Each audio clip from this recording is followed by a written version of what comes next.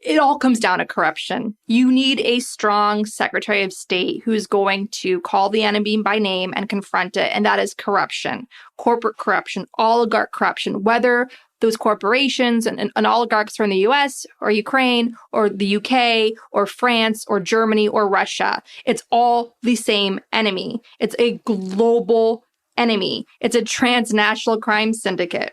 And so for people on the left who are like, enough with Russia, Russia's not our enemy, China's not our enemy, it's the corruption that is running those autocratic states. And they're threatening our own weakened, feeble democracy here at home. They're empowering the half of the United States that is fine with corruption, that justifies corruption as a quote unquote free market ideology, that justifies violence as a quote unquote white evangelical patriarchy ideology. So at the end of the day, we need a Secretary of State like Elizabeth Warren. You know, if I were the advanced AI writing this current simulation that we're all stuck in, I would hack the system. I'd go full Matrix and Neo and put Elizabeth Warren as a Secretary of State just to hammer in the point is we are up against corruption. And you cannot have an Antony Blinken as Secretary of State who is going to leave his office one day soon and go profit from